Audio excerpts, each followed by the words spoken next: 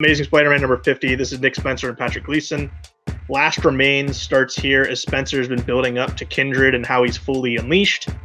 And opening pages, we see him digging up the grave of George Stacy as he's planning a party for Pete. And then a broken and beaten Spider-Man wakes up in an alley and runs to Doctor Strange for assistance as Norman pleads with Sin Eater to join him before he's ultimately shot by Sin Eater and his sins are cleansed. And this is, thinking his task is complete, he can be cleansed. Sin Eater is double-crossed by Kindred and says he's still guilty. And now that he's got enough energy, he can unleash it on Pete, killing the Sin Eater and exploding the sins, which he uses that to infect the rest of the Spider characters as we see what happened to Spider-Man on that tram out of Norman's lair in number 49. And we see all of them start attacking Pete, and as he wakes up, he's with Doctor Strange. Peter tells him everything, saying how he screwed up, and he almost gets slapped by Strange for telling him that he made a deal with the demon. And then Doctor Strange's actual line here is, whether it was to save lives or not, you still made a deal with a demonic entity. So obviously, is this a one more day? Are we fully leaning into it now? Because the big kind of speculation throughout this whole run is, are we going to undo one more day? As that we've been getting little hints dropping here or there. And then we see Gwen, Anya, and Silk break into the Sanctum Sanctorum and start attacking them. And then Kindred has Gwen's and George's dead bodies displayed at this table. And then our last bit, back to Norman. He's found by Dr. Kafka, who's going to take him to jail, but they can't find Sin Eater. And if that's the case, then it's worse, as Kindred is here. And why is that worse? Well, Vince, it's Harry Osborn, dun dun dun, which is I felt like everyone had guessed it by this point, so the reveal is not as impactful as it could have been, because some people thought it was going to be Gwen, some people thought it was going to be Harry, some people thought it was going to be the dead kid that Spider-Man and MJ had way back at the end of the Clone Saga, but no, it's Harry Osborn. At least I'm taking the stance that it's Harry Osborn pre One More Day, because we last saw him around when he was American Son. Was that during Dark Avengers, the Dark Reign? Yeah, I wasn't sure if this could possibly be, as I was reading through this, I wasn't fully paying attention. So I was thinking, is this George Stacy? Which would be another kind of curveball. Because he rises out of Stacy's grave, and I was like, oh, is it George Stacy? That'd be real crazy. Yeah. So the first obvious statement is that, as Mike alluded to, Harry Osborn is currently alive and well. Spencer hasn't touched him in the run at all, but he was all over Slot's run. He was in the finale. And he's been back since One More Day. And it's just kind of brushed away, the explanation. So you have two options here. I guess it's kind of three options. So this could be current alive Harry getting into this mess for some reason, post One More Day Harry, or is this separate, pre One More Day Harry, or it could be clone or whatever the hell in between, or a third option. He died in Spectacular 200, which was the finale of the great run by J.M. DeMatteis and Sal Buscema.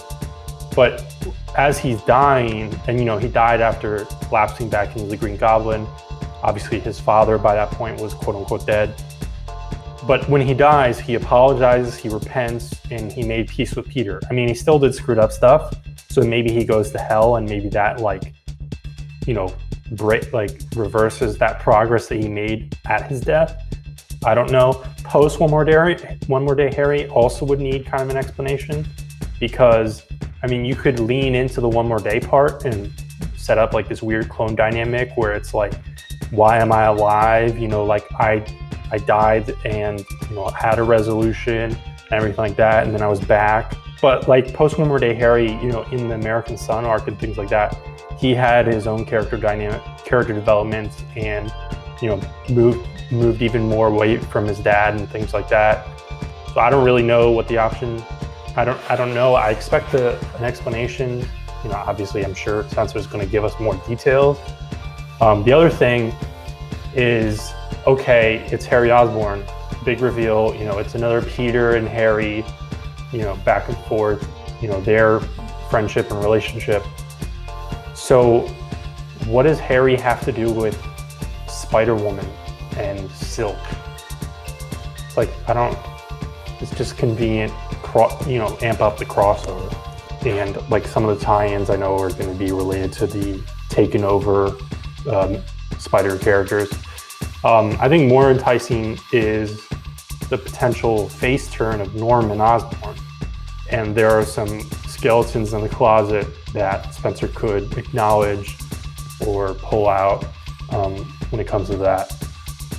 Yeah, it's almost like I'm preempting. Do we have to do another episode possibly here of Saga the Clone Saga? If that kid comes back and with Norman being cleansed and he got the kid and presumably whisked it away to Europe, which is where we have established that's where Norman Osborn hides everything that he ever needs. It's often some castle in Europe somewhere. If there's this kid that's a little girl that's and she's got red hair, okay, we know what's happening here.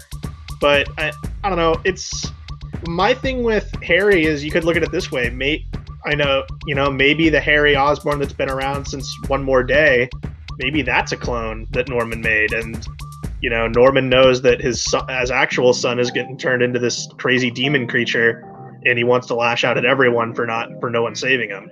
When it comes to Spider-Man villains, the motivations have always been kind of convoluted, blaming Pete for things that maybe not always he's responsible for, but maybe responsible for small ways here and there. So there's a lot of ways we can play with this, but the groundwork is here, as this is part one of what we've been building up to for 50 issues. So we'll see how it shakes out. But I also want to say that Patrick Gleason's art here is pretty good. He reminds me with his Spider-Man expressions and the mask of kind of like a younger Mark Bagley from the late 90s. So just with the eyes, I don't know it's something about it reminds me of his the way he draws Spider-Man, back around the Clone Saga. So it's kind of cool to see that. But hopefully, Patrick Gleason draws this entire story arc. We'll see if that, sticks around. But with the sad departure of Ryan Ottley in the last issue, but it's nice to see Patrick Gleason back. And I know that at least the covers for the next upcoming issues with Doctor Strange are looking really, really cool.